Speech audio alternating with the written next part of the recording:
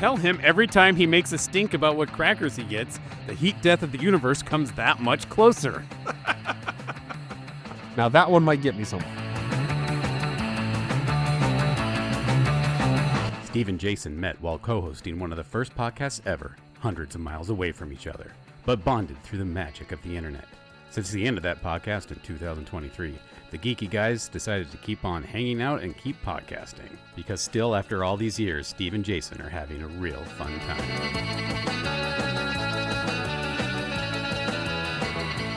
So I learned early on in, I'd say, our courtship. I'm sure there were some spats here and there between me and my wife before we were married, but definitely after we were married, I remember first real big, I don't even know about fight. I don't know that we've had fights, but we definitely have disagreements and things that blow up into bigger than they need to be. And early on, I would take a stance and I would say, nope, I know in this one I am right and she is wrong. So I'm just going to go about the rest of my evening like nothing happened. I'm right, and it's up to her to realize that. And then I end up having one of the worst evenings of my life, just because I have to walk on eggshells the entire time, because anything I might say is going to get either the most evil look you could possibly imagine, or a derogatory comment, or something like that. And it's just not fun to be. I enjoy being around my wife. I would dare say I'm best friends with my wife, and I really enjoy her company. So to have that not be the case is just really crappy. So, but there also were instances where I remember pissing her off so bad that she wouldn't talk to me, and she went and got a lot of shit done.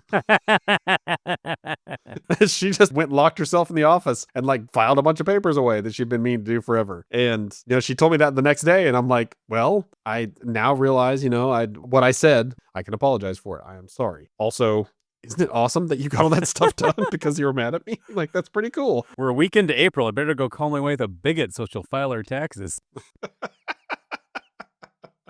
I'm not saying it's foolproof. It's not going to work for everybody, but it works for me. So I have to, consider these things now when we've almost gotten to the 20-year mark. And so we've been married for a while. So I definitely know what will set her off. I know when I say things that I can think to myself almost immediately, yep, that was dumb. Gonna have to apologize for that later. But right now, I'm just not in the headspace to say I was wrong. Sorry. That's stupid, but that's just me. So it compounds even more when the randiness has hit me, and yeah, I'd like to have sex tonight. So again, the mention early on in the day has to happen because I have to give prior warning. All the proper paperwork has to be signed off and all the preparations have to be made, kill the fattened pig and all that. But once I've done that, like I've declared my desires for the evening, I must then be on my best behavior. Yes. And if I say something, if I think about saying something about something ticking me off or whatever, it's like, okay, just hold on to it. Okay. I'm not asking you to repress it. Don't push it down. No. We'll talk about this another day. This is me talking to my body, by the way, not my wife. Just saying, cool it. No. Hey, listen, tonight can be cool. All right. It could also be not cool. You want to be not cool? I didn't think so. Let's file this away. We'll bring this up later in the week. I just find it's a dance I have to have every time. Then there's also situations where, and this is rare, where she's ticked me off and then she might, again, very rare. This is like, 1 in a million chance, but then she'll say like, hey, you want to, roll around in the hay tonight? She'll like make it funny. And it's just like, no, I really don't feel like it now. She's like, oh, okay. And immediately I turn, like I've turned away her advances. It's like, that doesn't happen. I'm the woman. And so it'll come right back in my face of just like, okay, whatever. I know it's not. I know she's not going to withhold sex for the rest of our lives because that would tantamount to, I wouldn't say divorce. Let's say banishment. Murder. Yeah, exactly. Yeah, I get to murder you and you don't get to say anything about it. And there's no repercussions from the court. No. It's the equivalent of murdering you. You just go and kill yourself because you're so sad. But she's the one who started that downward trajectory. No, I'm saying if she denies sex the rest of our lives, then I get to kill her. And it's like, okay, the court would say, okay, hey. Okay, Jason said that. Jason, I know we both have white guy voice. Jason said that. Jason. It would be bad. It would be bad, okay? But she definitely has a tone of, all right, well, I offered, you turned me down, let the record show, never happening again. Write it in your journal. Basically. And it that does not take me more than, 5 seconds to say like, I'm still mad, but I'm going to swallow my pride and say like, cool, okay, Yep, let's do it. Later. I'll probably won't be angry by then, and if I am, whatever. It's still sex. That's better than being angry. So I can do that. And the case that I most recently experienced, it had nothing to do with sex. I didn't get the paperwork in on time, so it wasn't gonna happen. So I wasn't worried about it. This is a nighttime intrusion. I had gone to the store. One of the things I was asked to buy was peanut butter crackers for my son. Not a problem. I bought them before. I know what he likes. So I will get these. I'm certain these are the ones that he wants. He wouldn't want the other ones. Why would he? This is what they say. This says toasty peanut butter crackers. Look what I'm holding in my hand. Toasty peanut butter crackers. Boom. Got them. Take them home. Unless she meant the other ones. No. She didn't. She wouldn't. I'm not going to bother with her the question. Just get these. Go home. Be the hero. There you go. Get all the stuff. Head home. It's cold outside, so I'm trying to get all the stuff inside. My wife comes out to help me, and she looks through the stuff, and she sees, oh, yep. Yeah, I thought you'd get these. Yeah, these are the wrong crackers. And I just blew up. Because again, second guessed myself. I knew this. I knew it was the wrong cracker, but I wouldn't admit to myself, I guess. I was like, nah, come on, you got this. You know, it's a cracker. It says exactly what it is on the list. You got exactly that. You win. And when she called it out, I lost it. And I don't think I blew up at her, but she said I did. And I definitely snapped at her. And as she's coming out to help me with the groceries, that's not a time, there's any time to snap at someone, but definitely not the time. Can I ask some clarifying questions? Because I really don't know whose side to take on this. I'm torn, and I don't like being torn. Oh, I can tell you whose side to take. I'll tell you the result later on. But yeah, go well, ahead. I mean, results don't affect me. I'm just looking at the actual facts of the case. Have you bought the wrong ones before, or is this the first time you've got the wrong ones? I have bought the wrong ones before. Okay, that's important context. Second, did you have to go to the bathroom? When I bought them or when I went home? When you snapped. No. Okay. Good to know. How much does your son care about them? Like, how wrong are these? I mean, the ones I got, he won't eat. She had to go out and buy the right ones, and somebody else has been eating the other one. So very wrong. Okay. All right. Are you ready to make your judgment? I've reached a verdict, and I'll reveal it when we get to that point in the proceedings. Okay.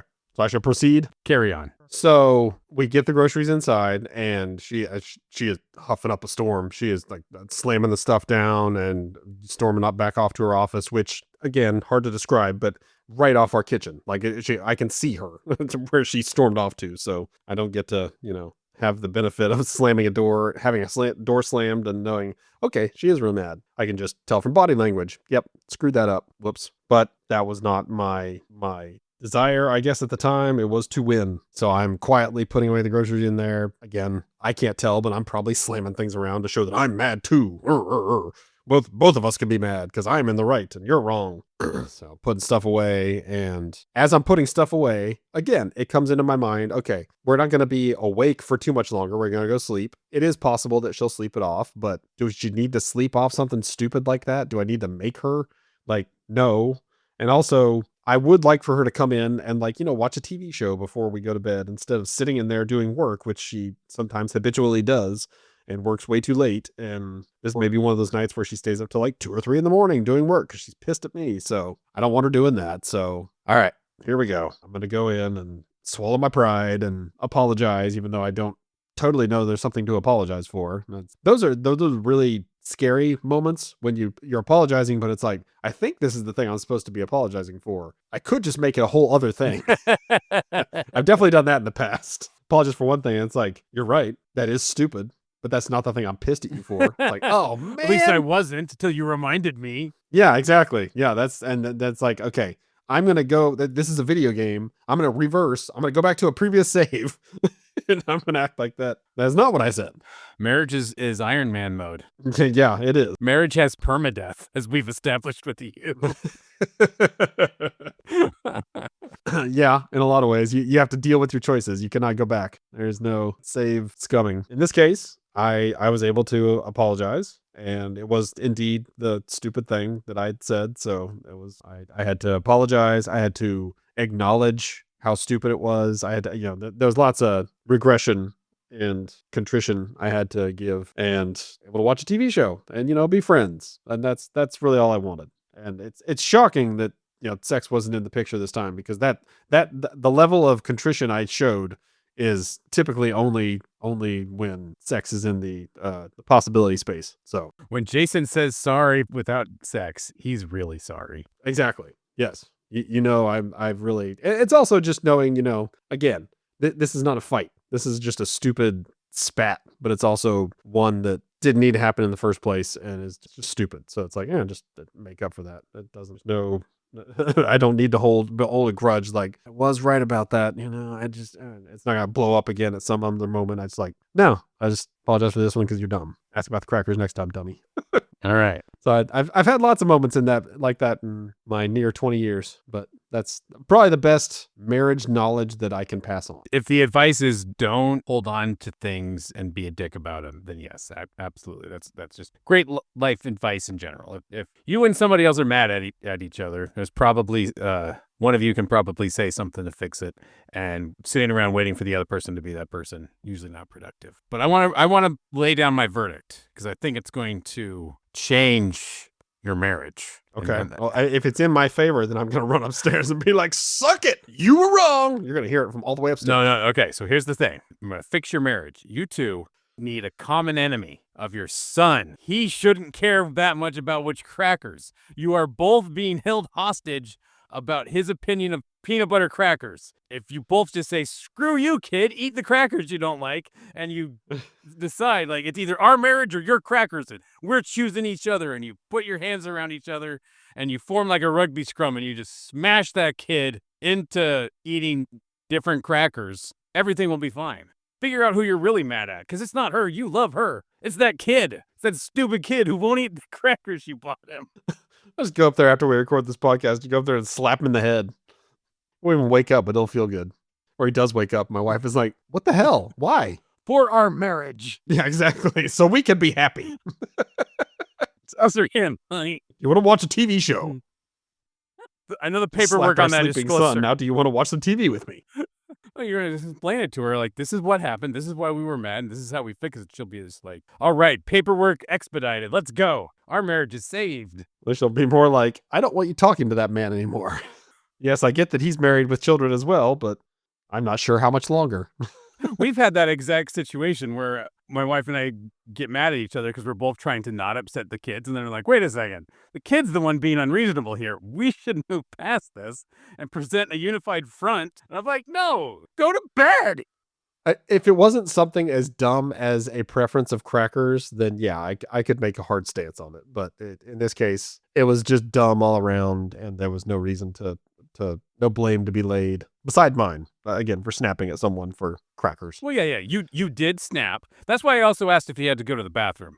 I'm trying to gather extenuating circumstances. Sometimes you get a little snippy because you have to pee. And, you just got to be better. And then you got to move past it, and you just got to realize that wasn't me. It's like, you're not you when you're hungry. You're not you when you have to poop. So you just need to be more open with your partner and be like, hey, sorry I was kind of being a dick. My dick was full of urine. You know how I get. And should be like, I get it. And then you'd both move on. For me, going to the bathroom is very different in that way. But if I have to pee, it hits me suddenly. So if I have to pee, I'd be like, I would stop whatever I was saying and probably save myself in the process.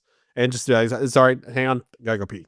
And just go pee and get that out of my system. And then, I'd forgotten whatever I was angry about. If I had to poop, then I'm actually much more agreeable because I don't want to poop my pants. So I'm gonna say whatever you need to hear so I can get out of this situation and get to the bathroom. So that for me, that one does not work. Because I've also been that where I'm like, I think I'm getting a little snippy here.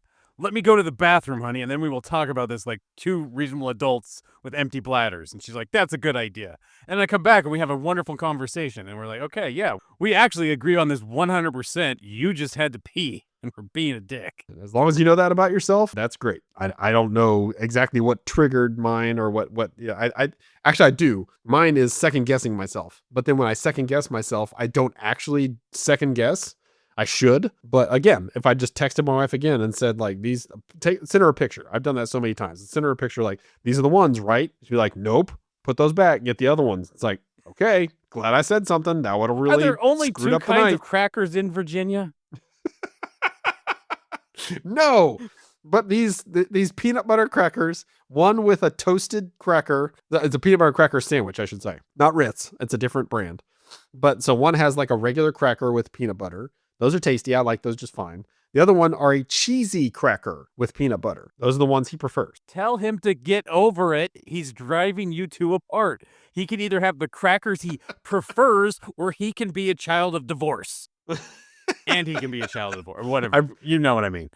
He gets really touchy about when subjects come up that he didn't think about. He didn't think he ever had to be like concerned with. Like tonight we were talking about it was a science book that we were reading, and we went to a random page, and I was telling him about the heat death of the universe.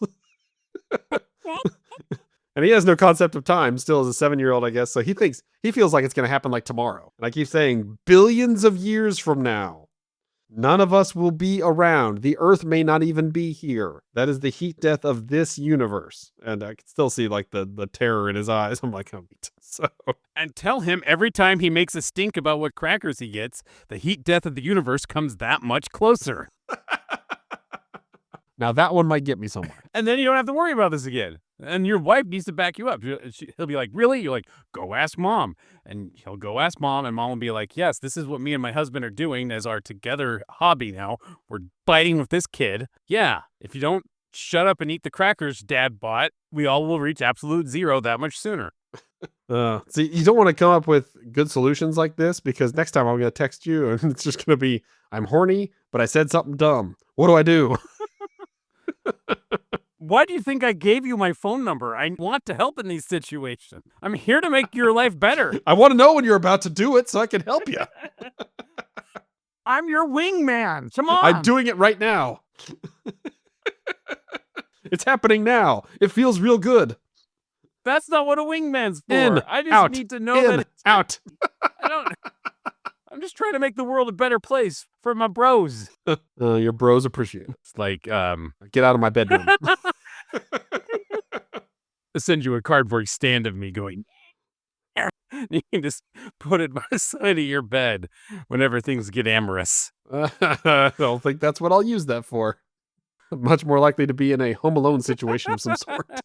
Yes, son, we can try and adhere Steve to the train. I will send you an audio record of me yelling, get out of here, you little pervert. And then you can use that to chase Tim Curry out of your room. Oh, I don't think you realize how many audio clips I already have at my disposal.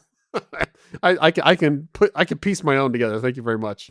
I have Audacity and at least 15 years of recordings. Back me up. Fair. See, you don't need to talk, boy. Finally, the universe is delivered. Thank you for joining us for this episode of Steve and Jason Are Having a Real Fun Time. We hope you had a real fun time too. Please like us on whatever platform you found us on, and, well, just like us in general.